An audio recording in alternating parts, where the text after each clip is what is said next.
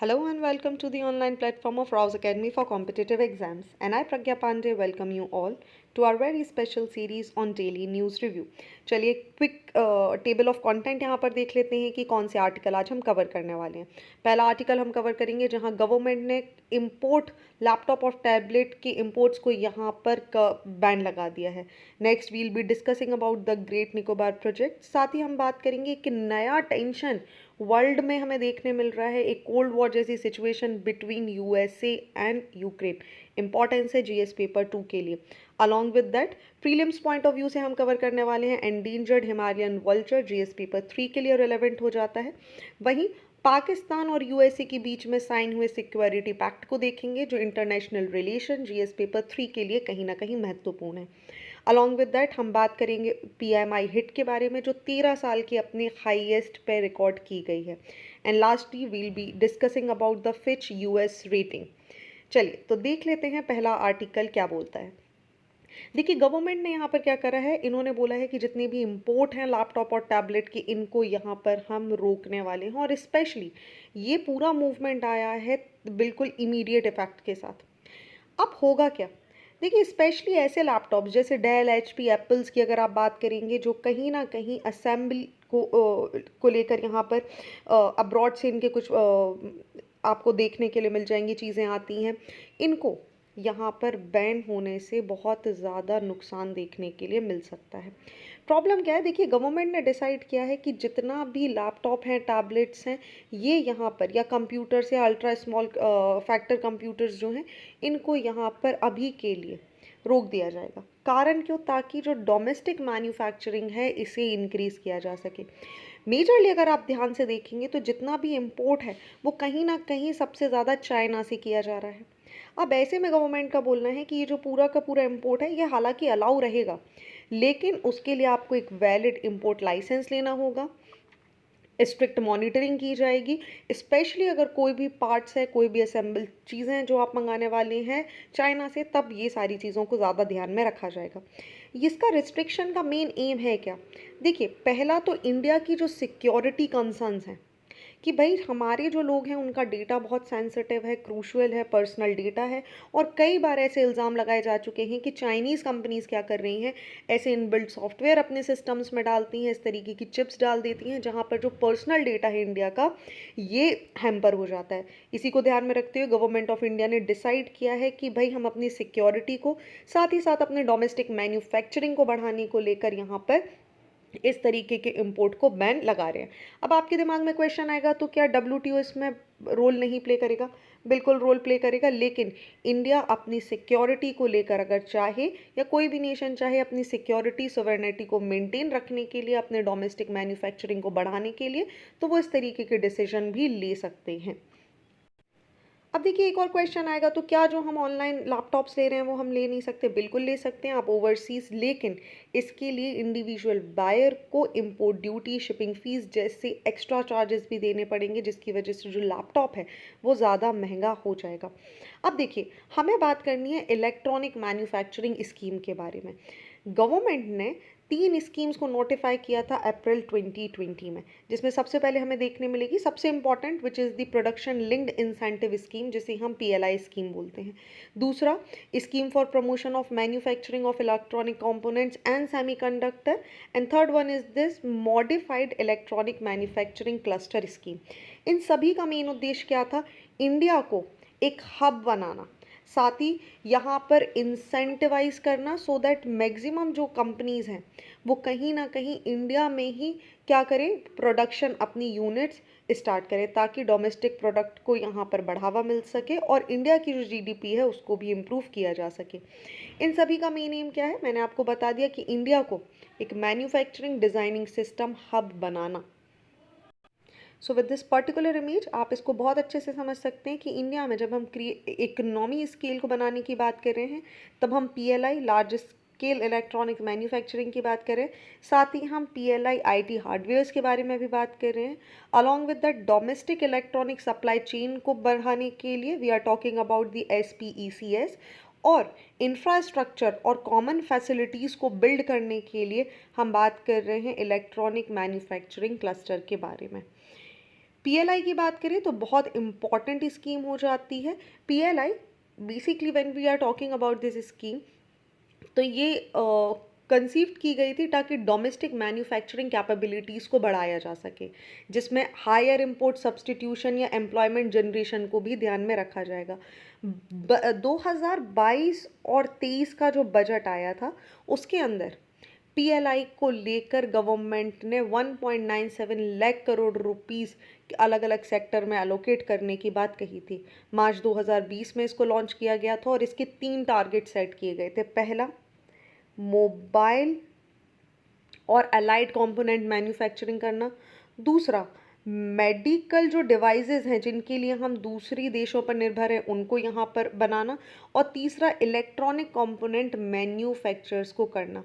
साथ ही इसके अंदर इंसेंटिव देने की बात करी गई है, इसीलिए इसका नाम इंसेंटिव स्कीम भी है। यहाँ पर इंसेंटिव कैलकुलेट किए जाएंगे on the basis of incremental sales which will be ranging from as low as 1% of the electronic and technology product और ज़्यादा से ज़्यादा 20%, जो कि इसका हायर लिमिट सेट किया गया है for the manufacturing of critical key starting drugs and certain drug intermediary. कुछ सेक्टर में advance chemistry, cell batteries, textile products, drone industry, इन सभी को भी इंसेंटिवाइज किया जाएगा।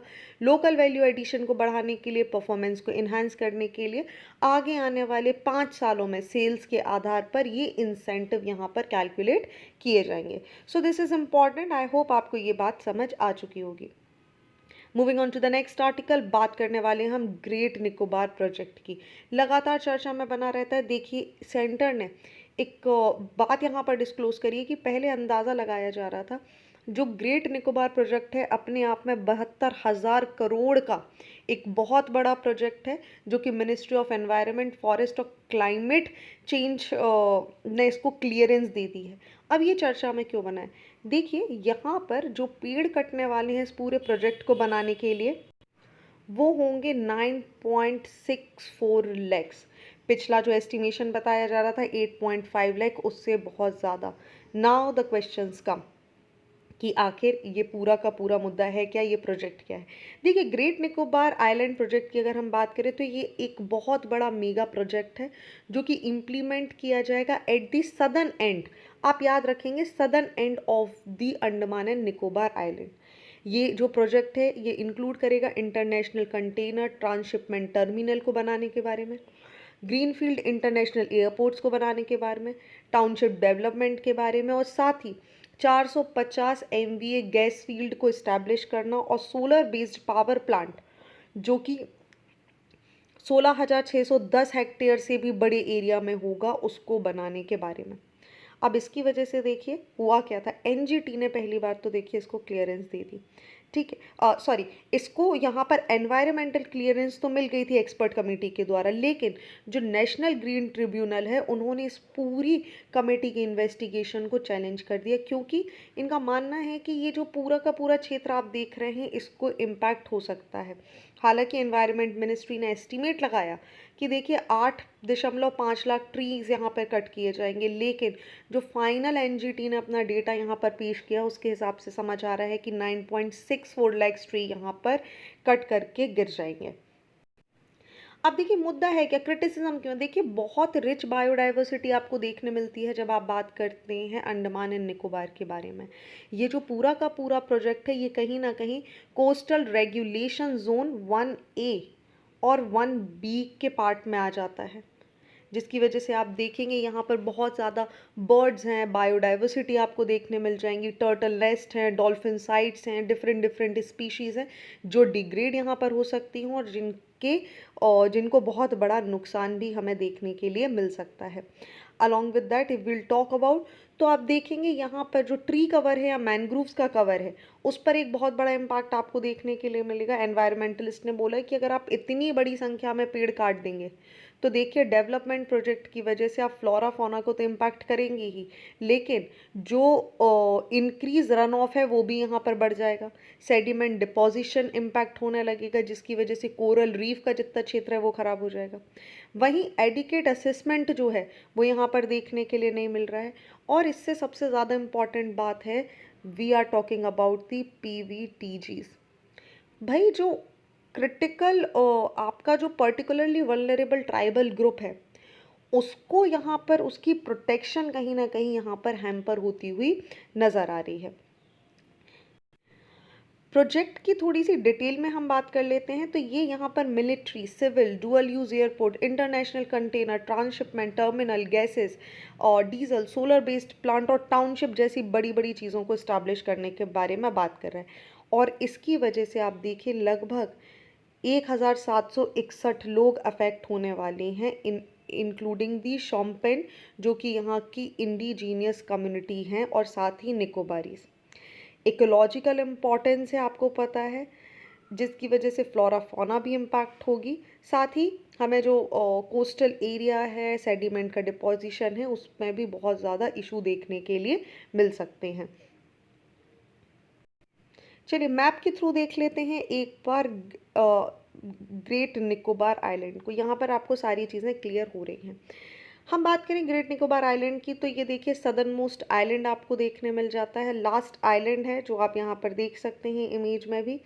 ओके, सदर्न मोस्ट आइलैंड है निकोबार आइलैंड आर्किपेलागो, लगभग 1,03,870 हेक्टेयर की एरिया में फैला हुआ अपने आप में unique tropical evergreen forest cover का सिस्टम ये हमारे सामने क्रिएट करता है। अपने आप में रिच बायोडाइवर्सिटी का पार्ट है। 750 से भी ज़्यादा आपको एग्नोस्पर्म्स यहाँ पे देखने मिल जाएंगे, फर्न्स, जिम्नोस्पर्म्स, बायोफिसिड्स जैसी बहुत सारी प्रजातियाँ देखने के लिए मिल जाएंगी। अगर हम फ्लोरा एंड फौना के कॉन्टेक्स्ट में बात करें तो 1800 से भी ज़्यादा स्पीशीज़ हमें यहाँ पर देखने मिल जाएंगी जो अपने आप में एंडेमिक हैं। इसी के अलावा आप देखेंगे तो ये रेयर और एंडेमिक स्पीशी जैसे साइथेनिल बेस्टीज जिन्हें हम ट्री फर्न्स भी बोलते हैं उनको भी एक एरिया प्रोवाइड करता है। नाउ द क्वेश्चंस कम कि ऐसी कौन सी ट्राइब्स हैं जो यहाँ पर इम्पैक्ट होने वाली है। सबसे पहले मंगोलाइट शॉम्पमेन ट्राइब, ठीक है, अप्रॉक्सीमेटली 200 की संख्या में ये यहाँ पर रहते हैं in the forest of biosphere reserve of the entire area. ये हंटर और फूड गैदरर्स हैं और बेसिकली जो फॉरेस्ट या मरीन सोर्सेज हैं उनके ऊपर ही इनकी जीवन यापन करते हैं। इसके अलावा दूसरी ट्राइब की अगर हम बात करें, शोम्पेन के अलावा आपको मंगोलाइड ट्राइब या निकोबारीज जो कि 300 में है संख्या में और वेस्टर्न कोस्ट के आसपास रहते हैं, इन पे भी बहुत बड़ा इम्पैक्ट हमें देखने के लिए मिलेगा क्योंकि 2004 की सुनामी के बाद ये पूरा का पूरा क्षेत्र वेस्टर्न कोस्ट बहुत ज़्यादा डिवास्टेटेड हो चुका था जिसकी वजह से इनको लोकेट किया गया था to the Afra bay in the north and Campbell bay, ठीक है। इसके अलावा अगर आप देखेंगे 8,000 से ज़्यादा सेटलर्स हैं, मेनलैंडर्स हैं जो सदर्न कोस्ट के आसपास रहते हैं और इन सभी को यहाँ पर नुकसान पहुँचने के चांसेस हैं। So this is the map, आपको यहाँ पर अंडमान और निकोबार के बीच में आपको देखने के लिए मिल जाएगा। ये पूरा का पूरा क्षेत्र है जहाँ पर आप देख सकते हैं this is the little Andaman, this is the southern Andaman जिसके बारे में स्पेशली हम यहाँ पर बात कर रहे थे। You will find the highest Saddle Peak here. Along with that, this is the northern Andaman. You can see clearly. This is the middle Andaman. और यहाँ पर कार निकोबार आपको देखने के लिए मिल जाएगा। यहीं से इसके बीच से 10 डिग्री चैनल के अलावा 11 डिग्री नॉर्थ भी आपको निकलता हुआ दिखाई देगा। सो आई होप यहाँ तक आपको सारी चीज़ें क्लियर हो चुकी हैं। Moving on to the next article, हम बात करने वाले हैं न्यूक्लियर सिग्नलिंग। देखिए यूक्रेन और रशिया की लड़ाई, इन दोनों की लड़ाई के बीच में जो नया न्यूक्लियर धमकी देने का जो सिस्टम है वो यहाँ पर चल गया है। कोल्ड वॉर के राह में भी अगर हम बात करें तो यूनाइटेड स्टेट्स और रशिया दोनों के बीच में लाइवरली थी, लेकिन दोनों यहाँ पर इस तरीके का कोई भी कदम नहीं उठाया जिसकी वजह से न्यूक्लियर रिलेटेड कोई इशू हमें देखने के लिए मिल जाए। दोनों कहीं ना कहीं बैक सीट हो गए। अब देखिए जैसे ही आप देखेंगे north Korea, Iran, India, Pakistan यहाँ पर इन्वॉल्व हो रहे हैं, साथ ही आप देखेंगे एक न्यूक्लियर कोल्ड वॉर का एरा आपको देखने के लिए मिल रहा है। हालांकि यह अभी क्लियर होता जा रहा है कि जो पॉलिटिकल एनवायरनमेंट है ये चेंज हो रहा है और कोल्ड वॉर जो कि अभी तक यहाँ पर रशिया और यूएस के बीच में चल रहा है, इंडिया, पाकिस्तान, नॉर्थ कोरिया और ईरान जैसी कंट्रीज़ के स्टेटमेंट के बाद, इनका साइड किसी का साइड नहीं लेने के बाद ये जो पूरा का पूरा सिस्टम है ये चेंज होता हुआ हमें नज़र आ रहा है। अब देखिए जो आज का बदलता हुआ माहौल है, एज पर राइटर अगर हम बात करें तो देखिए रशिया, आप देखेंगे नाटो की एंट्री ने इस पूरे मसले को उलझा दिया है। एक तरफ यूएस और रशिया की लड़ाई है, दूसरी तरफ रशिया ने देखिए अपना मिलिट्री इस्टेब्लिशमेंट कर रखा है यूक्रेन की बॉर्डर्स के आसपास। बेलारूस में आप देखेंगे रशिया जाके बैठ गया है। वहीं नाटो नाटो का इन्वॉल्वमेंट होना और यूएस रशिया और नाटो के बीच में एक नया वॉर यहाँ पर क्रिएट हो चुका है। अब अगर आप इतिहास में बात करेंगे तो रूस दो सिद्धांतों पर बेसिकली काम करता है। ये हैं क्या, चलिए समझते हैं इनको। देखिए रशिया सीधा सीधा बोलता है कि देखिए हम परमाणु हथियारों का उपयोग तब करेंगे जब हमारे या हमारा कोई अलाय है, ठीक है, अगर उसके ऊपर किसी भी तरीके से न्यूक्लियर वेपन का यूज़ किया जाता है या मास डिस्ट्रक्शन जैसे किसी हथियार का यहाँ पर यूज़ किया जाता है, ऐसे केस में रशिया क्या करेगा, रशिया भी इसका यूज़ कर सकता है। इसके अलावा यूएस ने कई बार बोला है कि रशिया ने कई बार बोला है जब हमारी सोवरेनिटी खतरे में पड़ सकती है तब भी हम ऐसा करेंगे। अब हालांकि मिस्टर पुतिन की अगर हम बात करें तो उन्होंने कई बार ये बोला है कि यूक्रेनियन और रशिया एक कॉमन हिस्ट्री यहाँ पर शेयर करने वाले लोग हैं, इसीलिए रशिया और यूक्रेन पूरी तरीके से रशिया यूक्रेन को पूरी तरीके से सॉवराइन स्टेट के रूप में नहीं देखता है। ऐसे में आपको कई बार समझना होगा कि ये जो न्यूक्लियर धमकियां हैं, जो ये न्यूक्लियर का इशू है, इसको ख़त्म करना, एक्सेलरेट करना बहुत ज़्यादा इम्पॉर्टेंट हो जाता है। साथ ही हमें बात करनी होगी, क्योंकि हमने नाटो का इन्वॉल्वमेंट यहाँ पर जिक्र किया है, एक बार हम इसका बहुत क्विक रिवीजन ले लेते हैं। देखिए नाटो एक इंटर गवर्नमेंटल, ठीक है, इंटर गवर्नमेंटल मिलिट्री अलायंस है जिसके 31 मेंबर आपको देखने मिलेंगे, 29 यूरोपियन और 2 नॉर्थ अमेरिकन मेंबर्स आपको इसके देखने के लिए मिल जाएंगे। अगर हम इसके ओरिजिनल मेंबर्स की बात करें तो आपको पता होगा Belgium, Canada, Denmark, France, Iceland, Italy, Luxembourg, Netherlands, Norway, Portugal and United Kingdom and USA were its original member. आगे अगर हम बात करें तो इसे वर्ल्ड वॉर टू के बाद यहाँ पर इस्टेब्लिश किया गया था 1949 में, बेसिकली अप्रैल 1949 में, क्योंकि इस डील को वॉशिंगटन में साइन किया गया था, इसीलिए कई बार इसको वॉशिंगटन ट्रीटी का नाम भी दे दिया जाता है। ठीक है, इसको इस्टेब्लिश किया गया था यूएसए, कनाडा और several other western European nation के द्वारा, ताकि ये कलेक्टिव सिक्योरिटी प्रोवाइड कर सके against the Soviet Union. Yes, that time for that time we are talking about the Soviet Union. धीरे धीरे इसमें इसके मेंबर्स की संख्या बढ़ती गई और रिसेंटली नॉर्थ मैसेडोनिया 2020 में इसका पार्ट बन गया था। हालांकि फ्रांस ने यहाँ पर विड्रॉ किया, फ्रांस इसको ज्वाइन करेगा, विड्रॉ करेगा, कुछ इस तरीके की सिचुएशन हमें देखने मिलेंगी। रिसेंटली विल टॉक अबाउट तो फिनलैंड और स्वीडन इसका पार्ट बन जाएंगे। अगर हम इसके हेडक्वार्टर की बात करेंगे so it is situated in the Brussels, Belgium. So आपको ये याद रखना होगा, फिनलैंड और स्वीडन का क्वेश्चन आपसे बन सकता है। सो आप याद रखेंगे 32nd मेंबर बना है फिनलैंड इसका। वहीं अगर हम नाटो के बारे में और दूसरी बात करें तो आप ये देखिए, these are the NATO member countries. With this image it will be very much clear to you. साथ ही इनका ऑब्जेक्टिव क्या है, देखिए पॉलिटिकल ऑब्जेक्ट है, मिलिट्री ऑब्जेक्ट है कि डेमोक्रेटिक वैल्यूज़ को प्रमोट करना, मेंबर कंट्रीज़ की सॉवरेनिटी को यहाँ पर मेंटेन करना, कोऑपरेटिव मैकेनिज्म को लेकर आगे बढ़ना, डिफेंस और सिक्योरिटी से रिलेटेड जो भी इश्यूज़ हैं, जो प्रॉब्लम्स हैं, उन्हें ख़त्म करना, एक ट्रस्ट यहाँ पर बिल्ड करना और लॉन्ग रन को लेकर जो कॉन्फ्लिक्ट्स हैं उनको ख़त्म करना। मिलिट्री ऑब्जेक्टिव में देखिए यहाँ पर इसका आर्टिकल 5 कई बार हमें देखने के लिए मिल जाता है, जो ये बोलता है कि भाई देखिए अगर आप क्या करेंगे, किसी भी मेंबर के ऊपर भी अटैक करेंगे तो ये पूरी नाटो के ऊपर, जितने भी नाटो के मेंबर हैं उन सब के ऊपर कलेक्टिवली यहाँ पर ये अटैक समझा जाएगा। ओके, चलिए आगे बात करते हैं एंडेंजर्ड हिमालयन वल्चर ब्रीड के बारे में, जो कि पहली बार इंडिया में देखा गया है। देखिए हिमालयन वल्चर, जिसे जिप्स हिमालयनीस भी बोला जाता है, इसको सक्सेसफुली ब्रेड कर लिया गया है in the captivity at the Assam state जू, गुवाहाटी, इंडिया।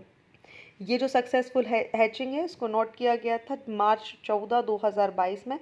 नेस्टिंग यहाँ पर प्रोवाइड की जा रही थी, आर्टिफिशियल ब्रूडिंग फैसिलिटी यहाँ पर प्रोवाइड की जा रही थी और फाइनली आप देखेंगे गुवाहाटी में हिमालयन वल्चर को यूनिक वे में प्रिजर्व करते हुए स्नो क्लैड माउंटेन की जो बर्ड है उसको यहाँ पर हैच कर लिया गया है, and which is very amazing in nature. क्यों? क्योंकि अगर हम बात करें तो यहाँ पर ट्रॉपिकल एनवायरनमेंट में हिमालयन बर्ड को हैच करना, ब्रेड करना अपने आप में बहुत बड़ी बात है। देखिए, ये दूसरा इंस्टेंस है अपने आप में वर्ल्ड में जहाँ पर ब्रीड किया गया है हिमालयन वल्चर्स को कैप्टिविटी में रखकर। पहली बार इस तरीके की जो सिचुएशन थी ये हमें फ्रांस में देखने के लिए मिली थी।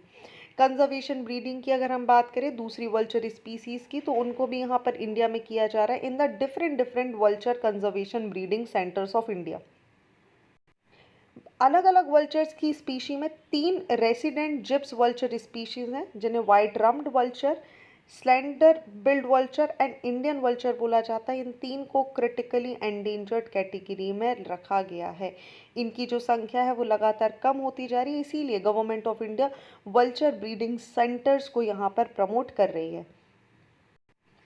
चलिए बात कर लेते हैं हिमालयन ग्रिफॉन वल्चर के बारे में, जिसे हम जिप्स हिमालयनीज भी बोलते हैं। देखिए, ओल्ड वर्ल्ड वल्चर फैमिली का ये पार्ट होते हैं जो कि क्लोजली आपको यूरोपियन ग्रिफॉन वल्चर से रिलेटेड देखने मिलेंगे। अगर हमें वल्चर्स को ध्यान से देखेंगे तो बाल्ड वाइट हेड आपको देखने मिल जाएगा, बहुत बड़ी इनके पंख देखने मिल जाएंगे, शॉर्ट टेल्स और शॉर्ट फेदर्स देखने मिलेंगे।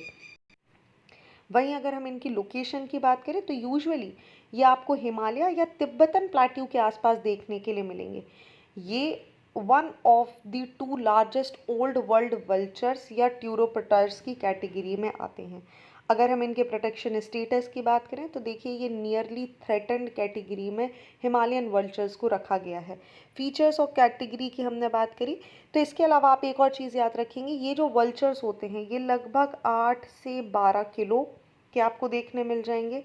95 से 130 सेंटीमीटर का इनका बॉडी लेंथ देखने मिल जाएगा और लगभग ये आपको 5500 मीटर की हाइट पर उड़ते हुए देखने के लिए मिल जाएंगे। यूजुअली अगर हम इनके लाइफ स्पैन की बात करें तो आप देखेंगे ये 40 से 45 साल तक आसानी से ज़िंदा रहते हैं।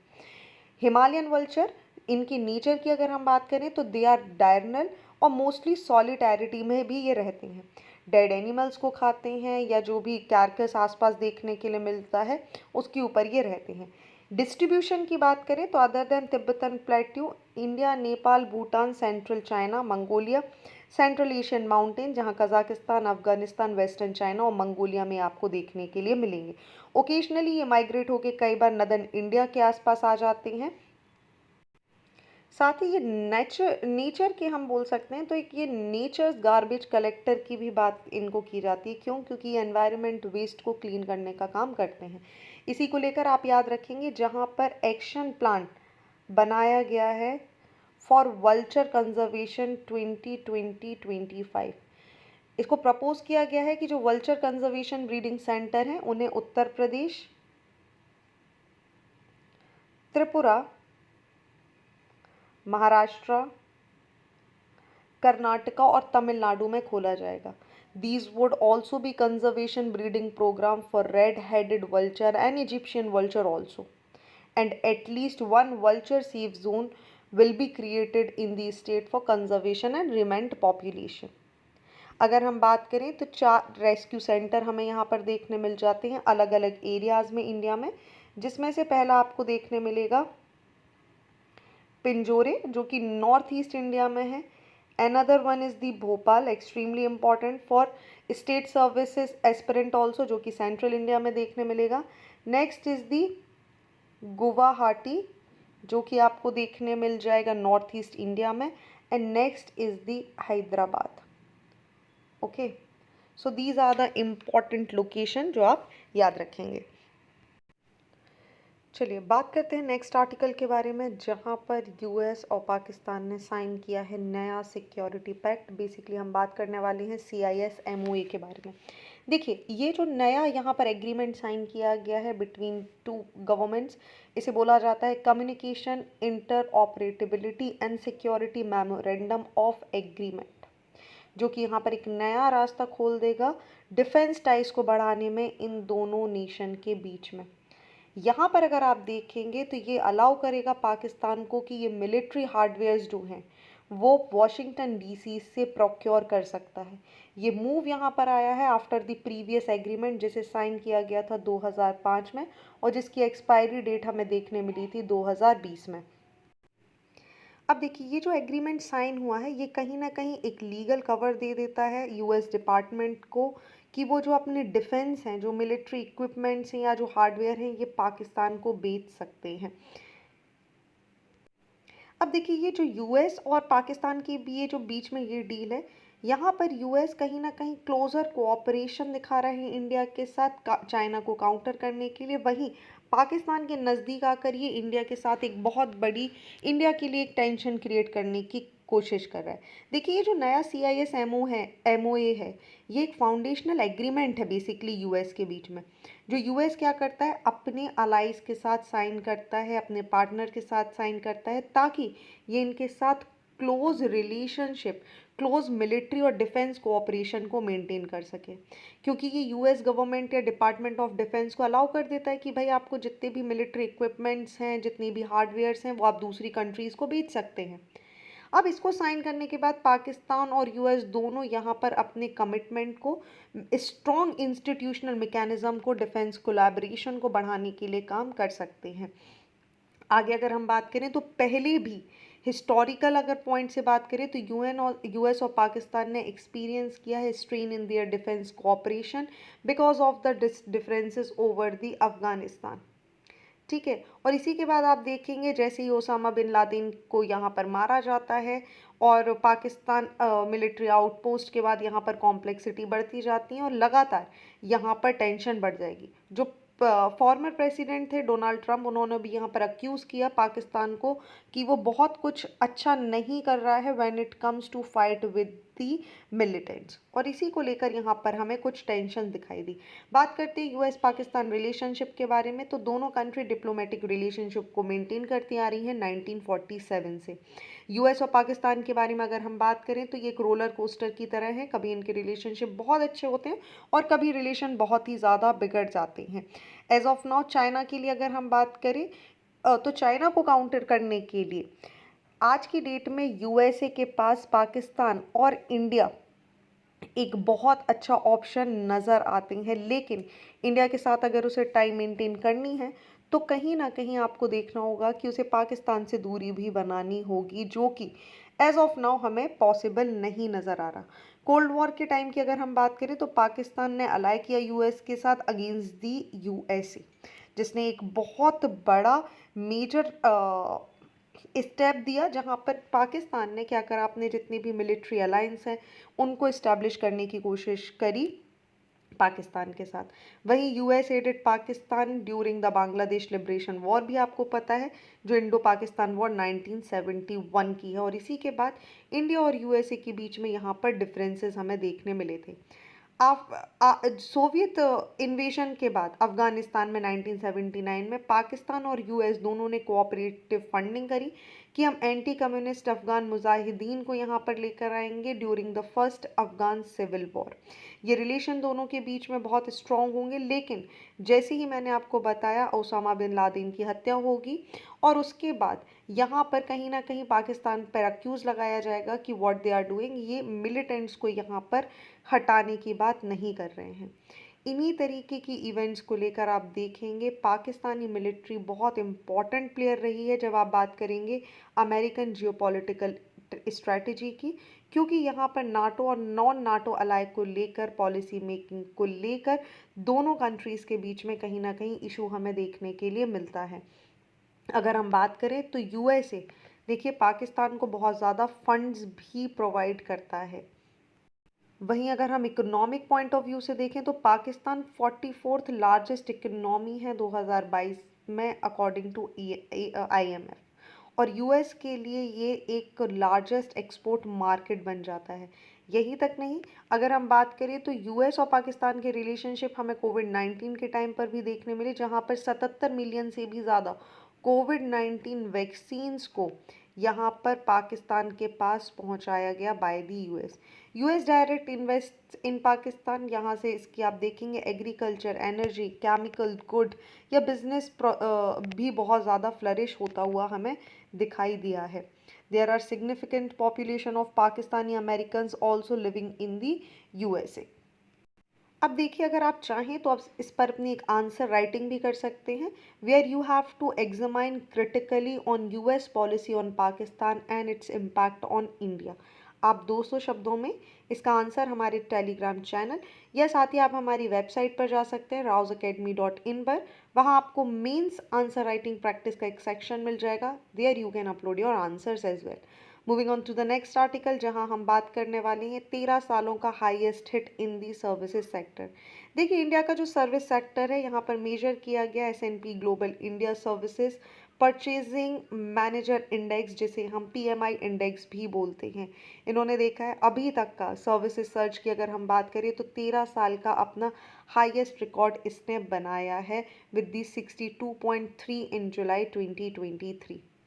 अगर हम बात करें तो 50 से ऊपर ये इंडेक्स में अगर कोई नंबर जाता है तो ये इंडिकेट करता है कि यहाँ पर जो हमारे एक्टिविटी लेवल है ये बहुत ज़्यादा एक्सपैंड हो रहे हैं।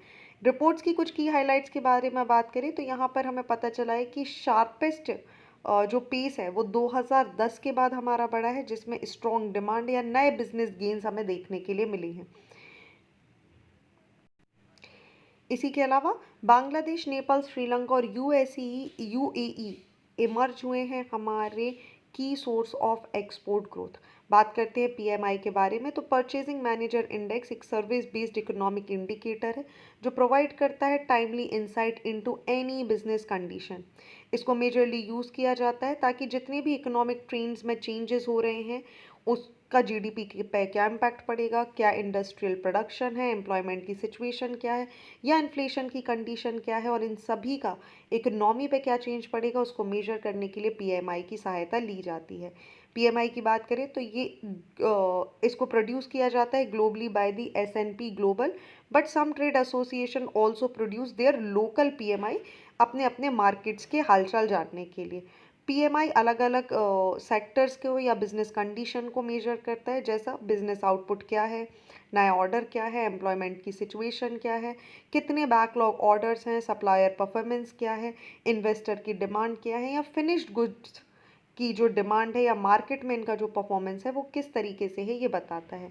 ये कहीं ना कहीं रिस्पोंडेंट रिपोर्ट है जो हमें अलग अलग वेरिएबल में क्या चेंजेस हो रहे हैं पिछले साल के मुकाबले या पिछले क्वार्टर के मुकाबले, क्या चीज़ें बढ़ी हैं, क्या घटी हैं और क्या ऐसी चीज़ें हैं जिनमें कोई भी चेंज नहीं हुआ है, इन सभी को देखता है PMI इंडेक्स।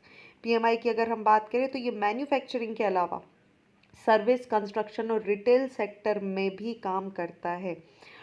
सर्विसेज PMI की बात करें तो इसको इंट्रोड्यूस किया गया था 1996 में, जो कि अपने आप में एक कॉम्प्लीमेंट है एग्जिस्टिंग मैन्युफैक्चरिंग PMI का। सर्विसेज PMI के पास बहुत सारे क्वेश्चंस होते हैं जो कि मैन्युफैक्चरिंग PMI को कंपेयर करता है on some questions. Services PMI coverage करता है फाइनेंशियल सर्विसेज को, कंज्यूमर सर्विसेज को और जितनी भी बिजनेस सर्विसेज हमें देखने मिल जाती हैं इन सभी सेक्टर को ये यहाँ पर एक कवरेज प्रोवाइड करता है। नाउ द क्वेश्चंस कम कि PMI को कैलकुलेट कैसे किया जाता है। तो देखिए, PMI का जो हेडलाइन है वो नंबर आपको देखने मिलेगा 0 to 100 के बीच में। 50 के ऊपर अगर कोई नंबर यहाँ पर आ जाता है तो ये बताता है कि बहुत अच्छा एक्सपांशन हुआ है प्रीवियस मंथ के मुकाबले। If a PMI reading is under 50 represent करती है कॉन्ट्रैक्शन, वहीं अगर 50 तक रहती है दैट मीन्स यहाँ पर कोई चेंज नहीं हुआ है। सो 50 प्लस जाना दैट मीन्स एक ग्रेटर लेवल ऑफ चेंज हमें देखने के लिए मिले हैं। चलिए, moving on to the last article of the day, बात करने वाले हैं हम फिच रेटिंग को लेकर। देखिए, ग्लोबल क्रेडिट रेटिंग एजेंसी है फिच, इन्होंने डाउनग्रेड कर दिया है अपनी क्रेडिट रेटिंग में USA को from the AAA to AA+ only. ये हाईएस्ट पॉसिबल रेटिंग है। सेकेंड टाइम US को यहाँ पर AAA रेटिंग से बाहर रखा गया है, विच मीन्स फिच का बोलना ये है कि USA is not working well. देखिए, हम यहाँ पर अगर हम बात करें तो एजेंसी साइड करती है 3 रीज़न। उन्होंने बोला कि 3 रीज़न की वजह से हम US को डाउनग्रेड कर रहे हैं। पहला तो जो इनके फिस्कल मैट्रिक्स हैं पिछले 3 सालों में ये बहुत ही ज़्यादा गिर गए हैं। इसके अलावा जो गवर्नमेंट पे डेप्ट है, जो बर्डन है वो बहुत ज़्यादा इंक्रीज हो चुका है। गवर्नेंस रिकरेंस स्टैंड ऑफ में लेकर, डेप्ट लिमिट को लेकर, पॉलिटिकल पार्टीज के बीच में राइवलरी को लेकर एक डिटेरिएशन भी हमें देखने के लिए मिला है। हालांकि जो यूएस इकोनॉमी है वो एक्सपेक्टेड से बेटर यहाँ पर परफॉर्म कर रही है, क्योंकि ऐसा अंदाज़ा लगाया जा रहा था कि यूएस में जो डेब्ट सीलिंग की लिमिट है जो कि क्रॉस कर गई थी, आपको पता होगा 31.4 ट्रिलियन, उसके बाद से ही ऐसा अंदाज़ा लगाया जा रहा था कि ये पूरी सिचुएशन ग्लोबल इकोनॉमी को ट्रिगर कर सकती है। क्योंकि आप देखिए जो 31.4 ट्रिलियन का जो सेंटेंस है, अगर हम बात करें तो ये जो पूरा एक्सपेक्टेड है, यहाँ पर गवर्नमेंट का जो डेफिसिट है ये आप देखिए कितना इंक्रीज हो गया है 2022 से 23 के बीच में, 3.7 से सीधा 6.3 इन 2023, जिसकी वजह से जिसका एक रिजल्ट है कि भाई रेवेन्यू जनरेशन नहीं है, इंटरेस्ट ऑब्लिगेशन ज़्यादा है, स्पेंडिंग बहुत ज़्यादा हो रही है, लेकिन कोई भी रन ऑफ यहाँ पर देखने के लिए नहीं मिल रहा है। So both state even in the local government यहाँ पर डेफिसिट होकर चलने वाली हैं, जिसकी वजह से ये पूरी की पूरी सिचुएशन हमें देखने के लिए मिल रही है। यहीं पर अगर हम बात करें तो बोरोइंग भी यहाँ पर इनकी बढ़कर इंक्रीज हुई है, जो कि डबल हो चुकी हैं to 3.6% of GDP by 2023। Now the questions come कि क्या इसका इंडिया पर कोई इम्पैक्ट पड़ेगा। जी हाँ, हायर बोरोइंग कॉस्ट की वजह से हमें देखने मिल सकता है मार्केट में lower credit rating means investor may demand higher interest rate, which will lead to US government which could increase their borrowing cost and widen their fiscal deficit. वहीं low confidence की वजह से आप देखेंगे lower credit rating could also undermine the confidence in the US economy and its role as a global leader and the reserve currency issuer. Higher volatility हमें देखने मिलेगी। India के कॉन्टेक्स्ट में अगर हम देखें तो फॉरेन एक्सचेंज रिजर्व पे हमें एक बहुत बड़ा चेंज देखने के लिए मिल सकता है। मैक्रो इकोनॉमिक्स फंडामेंटल्स यहाँ पर थोड़े बहुत गड़बड़ा भी सकते हैं। So this is about this entire rating. I hope आपको ये सारी चीज़ें क्लियर हो चुकी होंगी। तो बात करते हैं आज के मेंस के क्वेश्चन के बारे में। पहला क्वेश्चन है, describe the national policy on electronics, what are the challenges and how the production linked intensive could benefit the Indian industry.